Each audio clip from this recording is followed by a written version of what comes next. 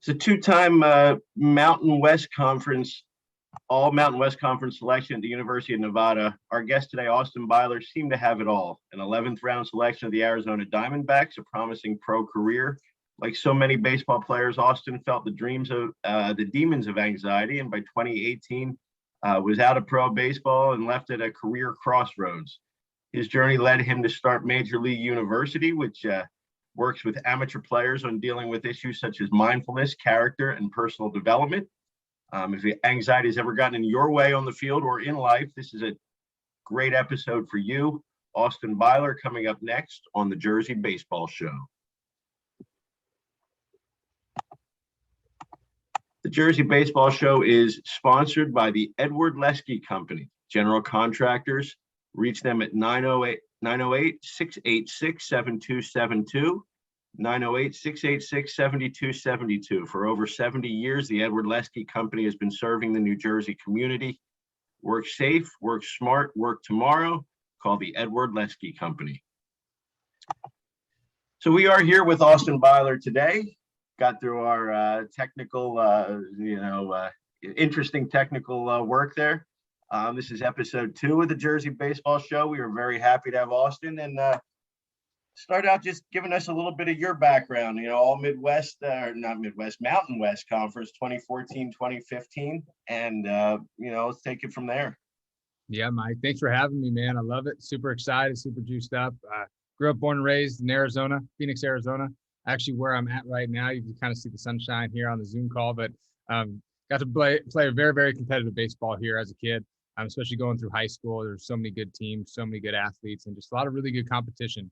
And I remember going into my senior season, we had an incredible team in my high school, and we were all region every single year, won the region championship. We made it to 2 state championships, got to start on varsity for most of 4 years. The first year, my freshman year, was kind of like a halfway point, and that was a real test of adversity there. But I remember going into my last year, and I was killing it, right, statistically, and I had no offers to go to college. And I'm thinking, what the heck? Why am I not getting signed? Like, what do I got to do? Yeah, what do I got to do, man? Who do I got to call? And so, thankfully, at the end of that season, actually around this time, about 2 weeks from now, end of May, right after the state championship game, unfortunately, we lost. But the next day, I got a call from the University of Nevada, Reno, and that's when I signed to go to the University of Nevada. And kind of in that picture there, you can kind of see where some things kind of took off there. And so had the opportunity to go to Nevada for 4 years, 2011 to 15.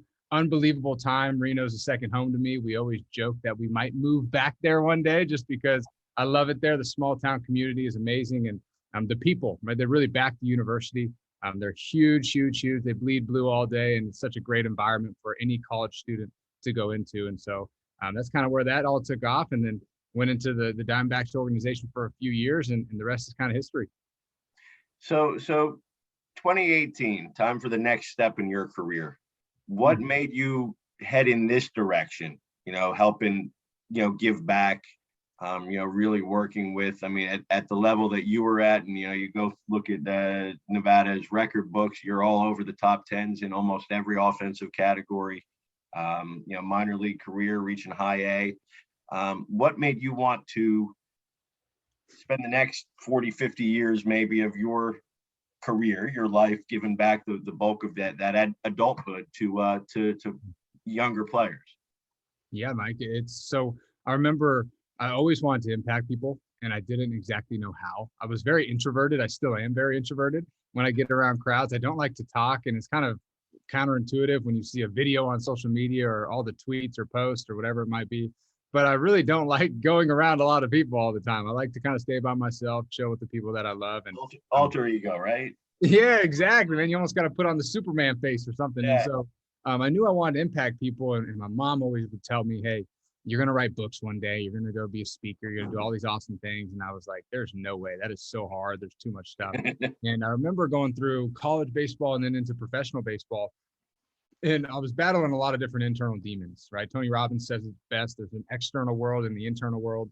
And the one that we have to master first is the internal world, or else the external world can consume us and take over our lives. And so when I was going through this experience for about 5 or 6 years, I was battling a bunch of prescription drug medications, and I'm bouncing back and forth in between different things that I was trying to mask my physical and mental pain with at the time. And I remember going into my first year of professional baseball and I crushed it, right? We won the All-Star, or I was an All-Star. We won the championship.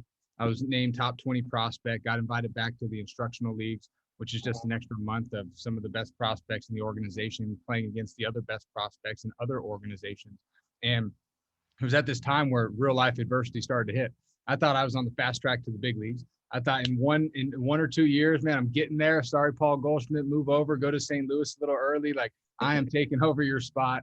And then life hits. And I remember getting off the bus and had a great game, 4 for 4, crushed it. And we get back, and the third base coach, Tony Paris Chica, is standing at the door of the entrance to the spring training complex. And I'm walking up. He's got his glasses down with his notebook or whatever, his clipboard, looking at me. And he said, Byler, come into my office for a second. And it's either really good at this time or really bad. And so I didn't know what to expect. I'm either getting the call to the big leagues or I'm getting released at this point. And so I go into his office with the GM at the time, or director of scouting, I believe, Mike Bell. And he sits me down and says, Byler, we're really sorry to inform you, but you failed the drug test. You're going to miss the first 50 games of next season. And when he said that, my heart sunk through my bottoms, and I was just, all this internal doubt and negativity and hate for myself started to consume me. I was in shock for the first couple of days. And I remember having to call my mom, my ex-girlfriend at the time, my coaches, the people who have poured into me for so many years and trusted me and believed in me. And at that point, I just went down a spiral, man. I didn't know who I was. I didn't know what I was trying to do. My identity was found and wrapped up in sports instead of who I was and how I treated people.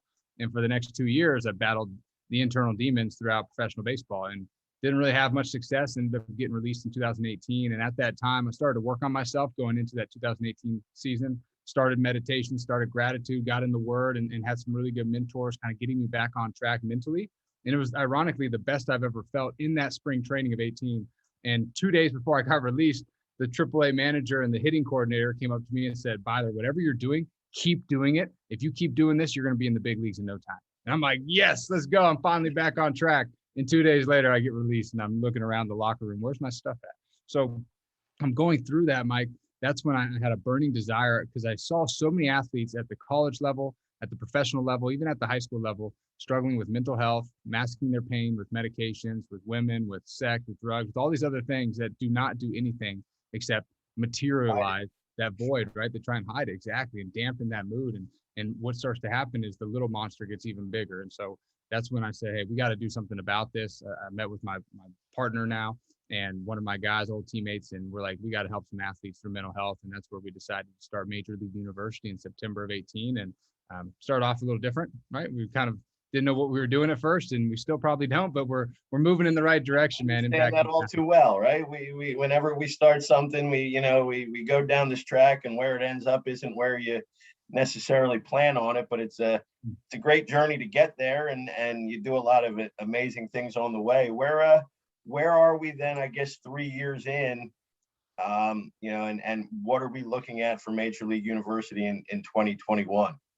Yeah. So COVID, you would think, last year, right before COVID hit, I quit my day job. So I was working in San Francisco. I'm back in Arizona now, but I was working in San Francisco for a year. My girlfriend of 5 years just broke up with me about 3 months after this incident or whatever. And I was sitting there like lost, man. I'm like, what the heck do I do? I've got this burning pulse in my heart. Like, I got this desire just tugging at me. You got to go, you got to go, you got to go. And this whole time when I was working the day job, which was the best day job you could ever have if you were to have a 9-to-5 job. And, I was going out traveling, talking to teams, doing a lot of different things, but I wasn't really getting paid or anything like that as much as I'd like to. And it wasn't enough to have a sustainable living, especially in Northern California. Yeah, you need about 500,000 a year. Yeah, maybe $1 million, man. Yeah. It was insane. And so right when that happened, I was like, I gotta stop. Like, I've got to go all in on this thing. If I'm safe, whatever happens. So in February, I quit my day job and moved in full time. And then 3 weeks later, COVID hits and everything gets shut down, and I can't be on a campus. I can't do anything. But what I found through this adversity was Zoom, the power of technology, the power of so many different networking. We did a lot of free things in that time for athletes and for kids and coaches. We had a coaches seminar for 40 hours. We had a athlete seminar for 40 hours, and it brought so much more fruitfulness back to us. It was insane. And so we've actually accomplished more in the last year potentially than we ever did before the other 2 years, just through what COVID has done and help people realize what's going on in people's minds. So I think the next steps, man, we're looking forward to a great summer, tackling a lot of events this summer as far as camps and clinics and different things going on. We have some good speaking engagements going. And then this fall, really getting in with programs and not only just baseball, but more of the entire athletic department and getting in with the coaches, with the athletes, talking to them, learning what's going on within their environment and their community, and finding ways to impact them and give them the tools that they need to go out there and be successful, healthy, young individuals in society. So one of the things that really fascinated me about you and what you do, and you're looking at, you take that whole subset of everybody who plays baseball or has been on a baseball field, coach, whatever, and then you look at the people who really need to listen to your message and who can we impact and who has felt anxiety and who maybe needs to think about, and it's the exact same. I mean, it's literally everybody that's ever been on a field, is kind of your target audience. What are the things that you focus on getting across? How do we turn feelings of anxiety into, I guess the image I always thought of was anxiety is kind of like fire. It can either fuel you, it can give you enough energy to fuel you into a productive way, or it can just literally like blow apart your internal village, and it can kind of destroy everything. How do you deal with your audiences to kind of lead to that first outcome? That's huge, man. It's huge. And I like that analogy too. It's really, really good. I really believe that there's a lot of things that we go in and teach, and it's sometimes subject to the school or the team. Sometimes it's just the regular, what we know everybody's needs between confidence, anxiety, handling their emotions. I think a lot of the things that we talk about is our internal dialogue. Like, how are we talking to ourselves? How are we treating ourselves? Unfortunately, sometimes we can never get rid of ourselves unless it's the worst case scenario, right? So we have ourselves with us all the time. And that can be a burden for some people, and it can be a blessing for some people. And so I think our challenge is to turn that burden into a blessing and help people realize how much power you have within yourself, and how just changing the internal dialogue, our self-talk, how we communicate with ourselves on a daily basis can truly impact the rest of our lives. And when I started to go through this personal development journey, I can't believe it never started in high school, college, or even pro ball, but we were never taught this. Like, nobody ever sat me down and said, hey, you should do this, this, or this. I had a few mentors who mentioned things, but it was never like a staple, like hitting was, or throwing was, or classroom was. And so what I started to realize was a lot of people are really negative to themselves, a lot of negative self-talk and a lot of hatred towards yourself. So we work on a lot of neutral thinking and powerful thinking, a lot of tools from Trevor Moad, works with a lot of great professional athletes and teams and organizations. And then a lot of breathing techniques too. I believe there's so much power in the breath, intentional breaths. And some people might be thinking, well, dude, I already breathe. What are you talking about? It's like, let's do an intentional breath. Let's sit down for a few minutes and just focus on our breath and slow things down. Right? It's not the end of the world. We still have another opportunity. I know that that heart's beating hard, or that mind is racing like a rat race, but your ability to slow yourself down and welcome some of those negative feelings in is so powerful. So just learning how to acknowledge those feelings when they do pop up and saying, hey, I don't have to believe the negative thoughts that might be popping in my mind. Am I not that good? No, that's really not true. Am I not beautiful? No, that's not true. Am I not a competitor? No, it's not true. So just getting athletes to realize and understand how to handle some of those emotions and channel those into a positive direction to where it can actually fuel your performance. And I remember an awesome quote from Michael Jordan. It said something along the lines of, butterflies are not a bad thing. It means you care. Right? It means you care. So when you get nervous and you get those butterflies and you're standing there opening day for summer league, you're sitting there with the hand over the chest, national anthem's playing, you're seeing the wind and the fans and everything. And that heart's just going, doo, doo, doo, doo, and you're like, dude, I am so nervous. That's a good sign. That means you actually care about your performance or about what you're doing in your life. So just welcoming those emotions in, embracing them, and understanding that, hey, no matter what happens, you believe in yourself, incredible things can happen for your life and your future. And right, and then channeling that into, exactly like you said, doing great things. Absolutely. Yeah. So you're kind of, I guess now that we're sort of lifting some of these restrictions, you're able to get back on the road a little bit. Tell me who you try to get out in front of. Are you trying to focus on the younger kind of little league? Is that a little too young? Is it kind of more high school and college, that kind of really core age?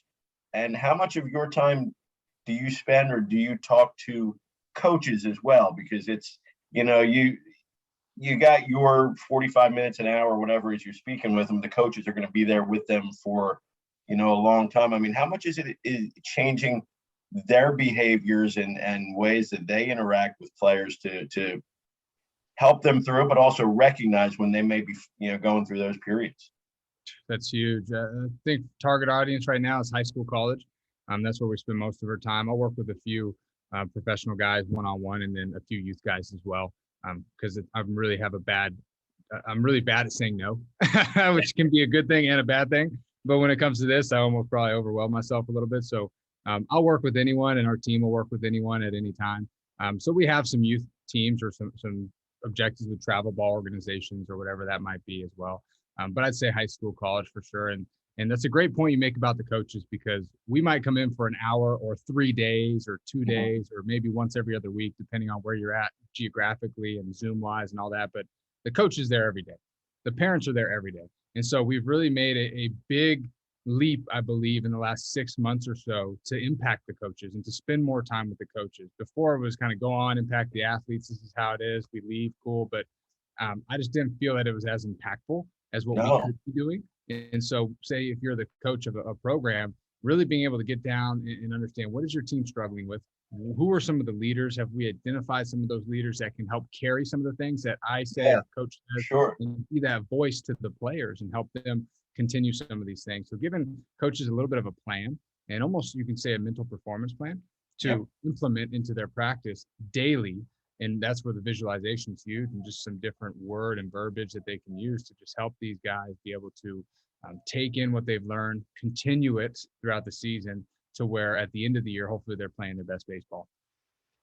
How much do you put into we obviously mentioned positive self-talk, and that's something that's got to go through all the time, but kind of hand in hand with that is the positive visualization, right? I mean, is that something that you stress a lot with in talking to different groups? Huge. We do it with everyone. That's one of the staples that we'll always do. We learned it from Alan Jaeger with Jaeger bands, and that was back in. A lot of this sounds like Alan Jaeger, and certainly a good person to kind of bounce or get ideas, or kind of it's certainly a great kind of starting point, not starting point, but kind of plan for everybody. Yeah, so big, man. And you start to think like, okay, when you ask an athlete or a coach, how often do you see yourself failing, or how often do you rehearse that bad at bat that you might have had, or that bad pass that you made in football, or that bad swing in tennis or golf? Like, how often do you mentally rehearse that?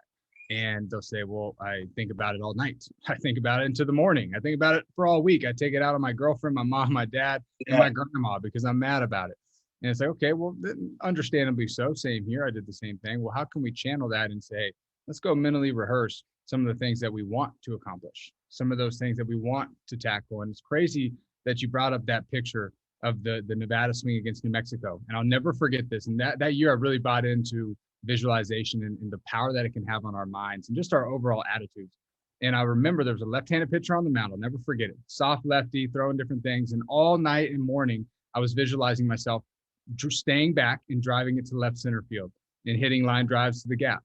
And what happened in the game was off-speed pitch, left field or middle away, cranked it left center for a home run. But it was the same thing I was visualizing and rehearsing in my mind of what I wanted to happen on the field. And if our mind doesn't know the difference between a thought and a physical experience, then why not start believing and articulating some of these things in our mind? Even if you're a businessman or woman, or you're a family man or woman, or mom, dad, mother, whatever it might be, let's start equipping ourselves with that and hardwiring our brains to see the good and have the better perspective and lens, instead of I'm always seeing the bad, the negative, the worst case scenario, why me, poor me attitude.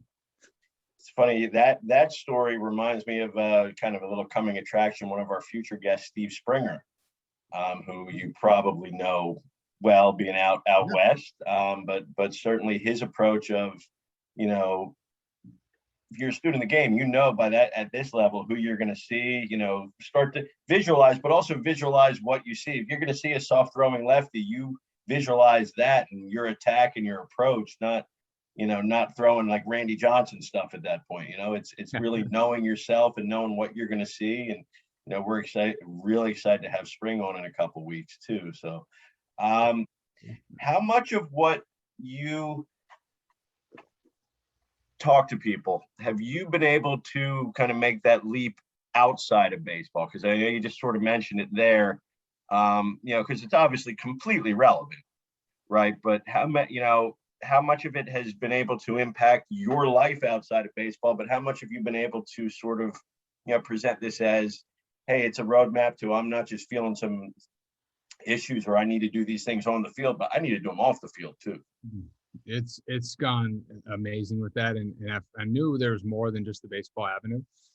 And we've stuck in with it because it's the familiar one, right? It's familiar. Yeah. We have the most connections there, but you're right. Anybody can handle this. So we've really started to branch out into some different teams. Individually, I work with, I'm kind of crazy, but a fencer. I didn't know fencing was huge, but he's an incredible fencer, which is really cool. So if he listens to this, shout out. Soccer, volleyball, football, softball, baseball, just about every sport, because every athlete struggles with very similar things. And I was going to say, only aspects of life where you struggle with anxiety, right?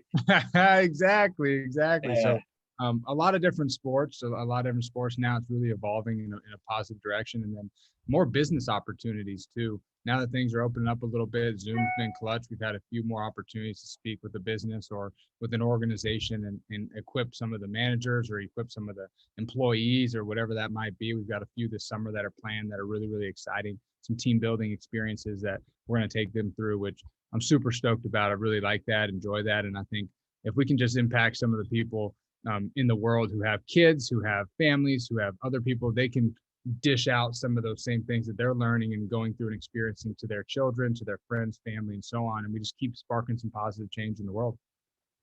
So let's say you come out and meet with our group, generals, the two teams. We got 64 guys playing. We got, half a dozen coaches, support group, whatever.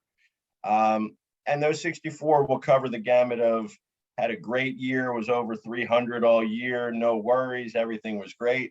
And then we've got guys who might have had those expectations, got in a slump, lost confidence, kind of trying to work their way back and have a great, summer in maybe a less stressful environment, but build their skills back. You meet with us for an hour, 3 hours, 2 days, whatever. What are the, three things, maybe the most important things that you would want to get across to a group? Oof, that's so good. I truly believe, Mike, that the self-talk is good anywhere, no matter how good or bad you're doing. So the self-talk aspect would be huge. I would definitely take the squad and everybody through. What does it mean to be negative? What does it mean to be positive, right? Positive doesn't always work. Negative works 1,000% of the time, all the time. How do we stay in the middle, more powerfully thinking with positive words or powerful words that are, I got this, keep working, compete one pitch at a time. So going through a lot of self-talk exercises would be huge, and taking them through some different interactive experiences. There's a great game that I like to play, which is rock, paper, scissors. A super simple game, but it just gets people out of their comfort zone. It breaks down the walls and the barriers that are kind of blocking some of us, which is our ego. And as athletes and businessmen or women, right? Sometimes we get an ego. It's just part of life. And so stripping that ego, breaking it down, building them up would be huge. So just starting to believe in yourself more with that, and then leading into the confidence aspect. And then the other thing that would be really powerful that I truly believe in, and I'll never forget my freshman summer of college baseball. It's my college summer league. My first time ever playing summer ball. That's why I love summer ball and have a huge heart for it.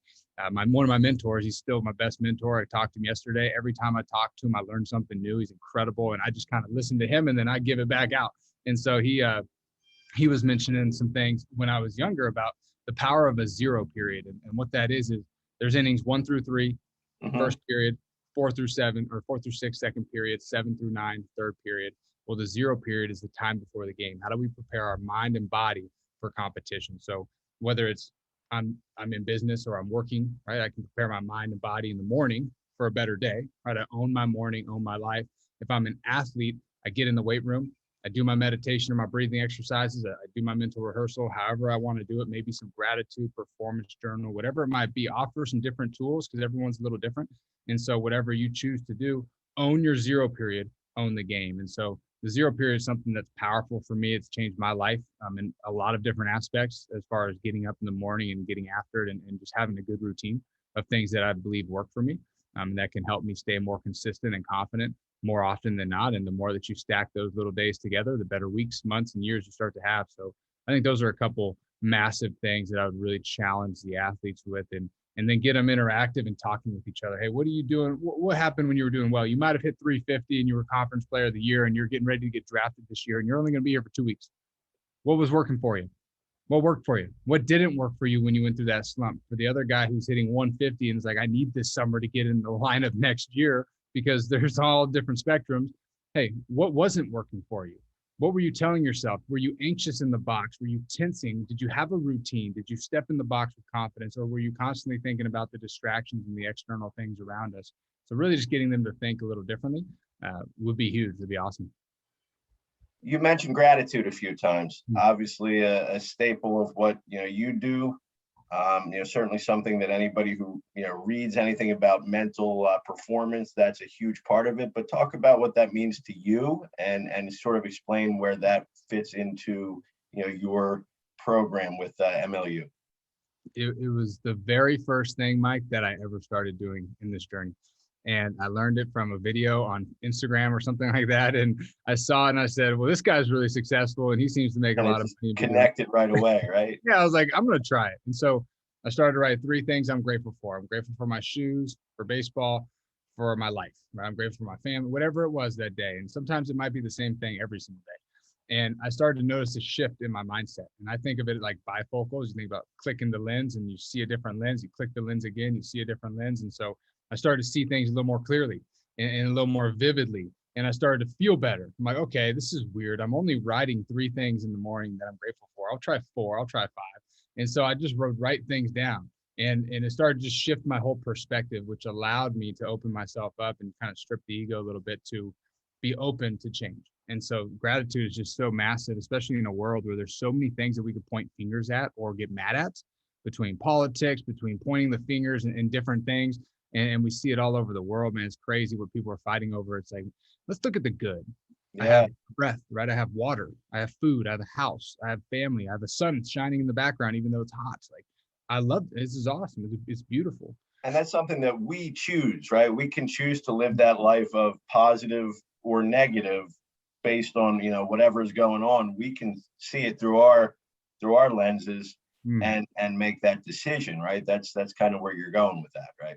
You're spot on, man. You're spot on. And that's part of, we have a really cool Blueprint for Success journal that we just released. And it's got your daily gratitude, your daily goal, a few affirmations to affirm who you are and what you say you're going to accomplish in this world.